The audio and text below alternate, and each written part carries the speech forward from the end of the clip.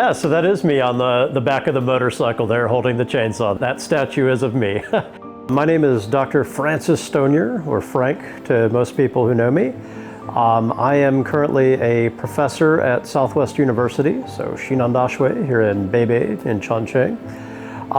You may know me from a couple years back with the forest fires we had, the mountain fires we had here in Beibei. I understood they needed help with people who knew how to use a chainsaw, so I volunteered.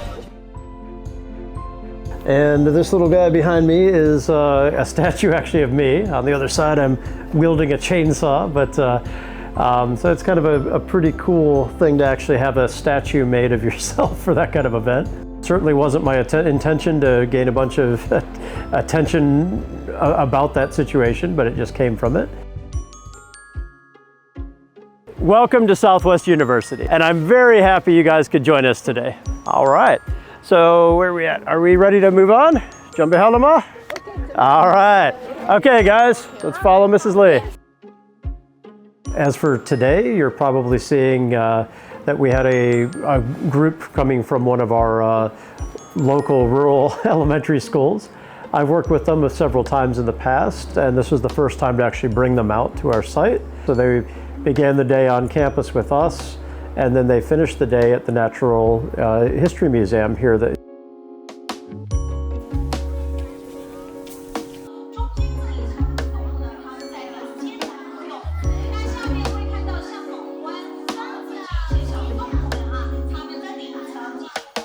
It's a great resource a lot of people don't know about. Not just foreigners, but even local Chongqing people often don't realize this incredible museum is here. And that was purely a charity event. That was just some social welfare that we were trying to do. That's something I like to do even back in the US. My wife and I and family members would often do some community service, and it's just nice to be able to give back to our community here in Chongqing too. For me, I've known I've wanted to be an educator since I was probably in 4th grade. That's when I made the decision I will be a teacher. I mean, now it's no longer I influence one classroom, I influence many classrooms. I influence even multiple universities, not just Southwest. It's been nice to be able to do those things. I find it motivating to see adults and children learning. As far as my big motivator, I want people to appreciate science and learning. I also teach a STEAM course for Chinese education majors, and that was actually the first in the country. The way I try to approach STEAM education, I really also push the creativity element. I think something that's very important to promote here in China. As long as you practice it a little more and realize it's okay to be wrong or have mistakes, and you learn from that. Make your own and develop better and better medicines, better technologies. And that's what the world needs. And promoting that creativity among teachers is important because they're the ones influencing those children today. I can't be in every classroom in China. So we've written a textbook, and that is in English and Chinese. It is bilingual. And so this textbook is aimed at teachers. But yeah, the intention is to start with here in China, and yes, if it can push out to other English or Chinese speaking partners in the Belt and Road Initiative, that would be very welcome. I view Chongqing as my future. I mean, I very likely will retire in Chongqing. It was a nice fit and something different. I wanted to find a place where I still felt that I could contribute. I mean, I can collect a paycheck anywhere easily, but hey, where can I actually do something meaningful?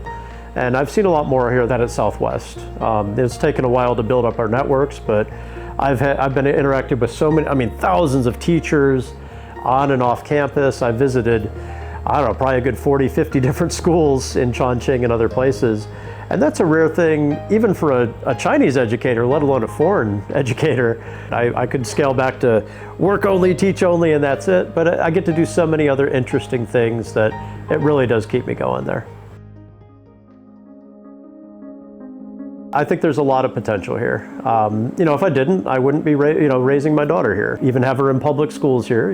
But yeah, no, I think there's a lot of potential here in Chongqing for economy, for social welfare, for international relations. I think there's lots of opportunities. And yeah, so I see that, and I'm happy to be part of that. For me, I do still find it very strange that Chongqing isn't on an international radar. You know, everybody thinks of Beijing and Shanghai and maybe Shenzhen, Hong Kong certainly, but I think that'll eventually change as well. You know, the university is great. It's a lot of different programs there, you know, not just in education. I don't live downtown there now, but you know, like the Hongyadong area right along the river is just beautiful, beautiful scenic area. So as far as tourism, I think that's wonderful. As far as industry, there's lots of jobs for folks here, you know, even foreigners, there's plenty of jobs as well. I've been impressed with a lot of the parks, like the public parks are very nice. The museums are typically free for the public. I love that.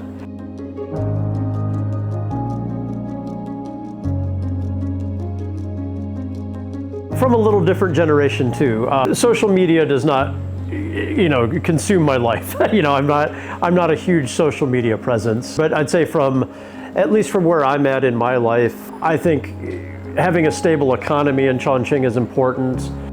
You know, that there's restaurants are open, schools are open, people aren't homeless. I think that's very important. You know, safety is important. And I think Chongqing has that, but I think a lot of other Chinese cities have that too. Are you trying to get people to be part of the city long term, or is it just come for a couple days and then go to other cities and go a couple days?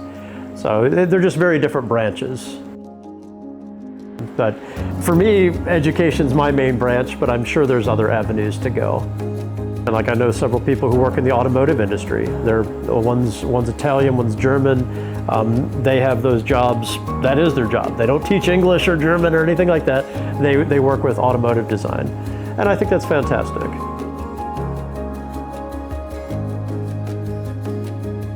It's probably my first home now.